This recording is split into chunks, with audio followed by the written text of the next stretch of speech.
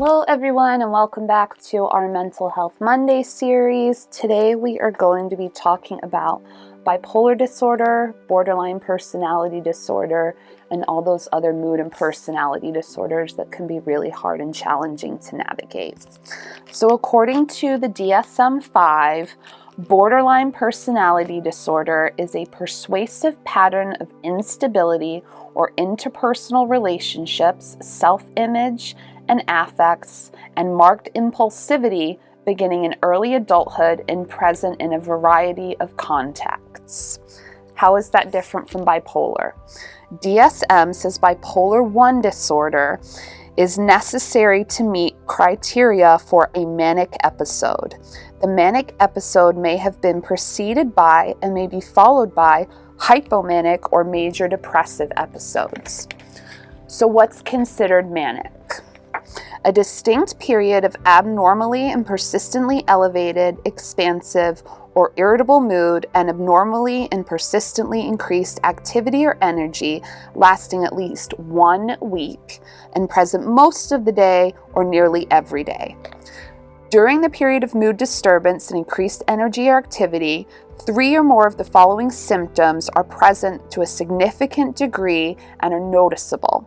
These include an inflated self-esteem or grandiosity, decreased need for sleep, so that's sleeping 3-4 hours and feeling like you're ready to go, you've had a good night's sleep, being more talkative than usual, flight or ideas of subjective experience that thoughts are racing, distractibility, increased and goal-directed activity, excessive involvement in activities that have a high potential for painful consequences. So, what can we do when we're struggling either with a mood or personality disorder ourselves or someone close to us that we love is dealing with it? So, there's a couple different things. First and foremost, if you're dealing with a mood or personality disorder, I do highly recommend speaking to a medical doctor, psychiatrist, or psychiatric mental health nurse practitioner about medications. We do often find that with this population, if we can find the right combination of medications, it really can help with the symptoms. Again, that is a personal choice. If you choose not to medicate, there are forms of therapy that you can engage in that can help you manage those symptoms. Now, it's really important for those who have borderline personality disorder and bipolar disorder to have routine and calm in their lives. It may make them feel uncomfortable, but it is something that's essential to helping them be able to ground and function. Something else that's really important for this group is reassurance. People with borderline personality disorder often have this either real or imagined fear of being abandoned.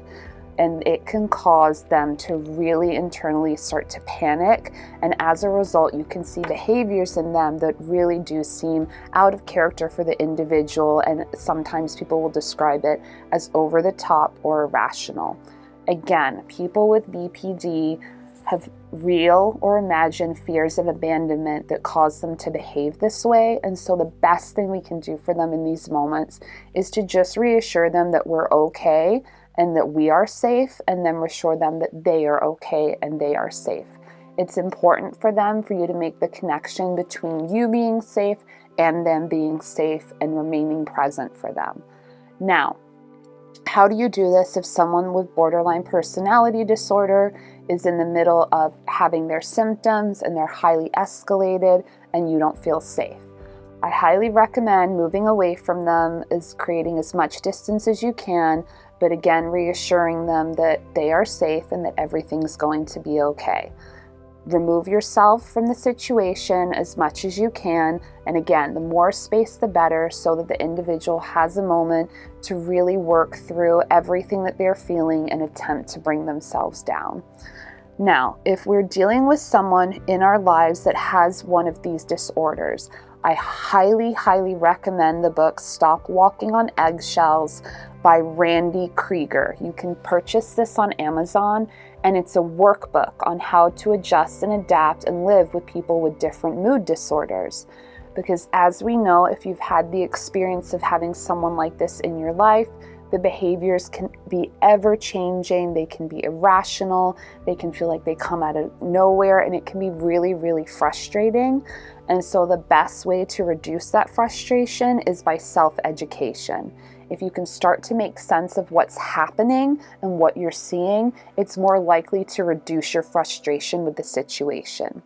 Now, not all behaviors and patterns in people with mood and personality disorders are going to be the same. And we have to remember that in some situations, there's co-occurring disorders such as substance abuse, PTSD, additional anxieties. There can be a lot of layers when we're looking at people with the mood and personality disorders. So it's really, really important to take your time and to educate yourself, and to also listen to the people tell you from their perspective what it's like living with this mood and personality disorder. This is probably one of the areas of mental health that is really, really stigmatized. We hear people say that people are bipolar all the time when they're behaving in a way that makes us uncomfortable, and we've really got to try harder to work against doing that so that we can destigmatize these mood and personality disorders. A lot of them also stem from situations that are out of that individual person's control. So with these, we see a lot of abuse in childhood. And again, when you are a child, you are not necessarily in control of your environment and the people that are around you. And so those experiences that you have early on really can affect who you become. And so we've really got to also to destigmatize that mood and personality disorders are the fault of the individual. They typically do form and develop because of the experiences the person has been through. And we really need to work hard to move more empathy and sympathy toward that understanding so that we see the bigger picture and can be more effective in the way that we interact with people with these struggles. So again, routine, calm, reassurance, and space are really, really imperative when you know someone who has a mood or personality disorder and can go from behaving one way to behaving another. It's really, really important to understand that this is something that's going on in their brain, and it's not necessarily a choice that they're making for themselves in that moment. As long as we can continue to broaden our understanding of mood and personality disorders, we can work towards that destigmatization, and hopefully more people can connect and talk about the things that work for them and the things that help them manage this disorder.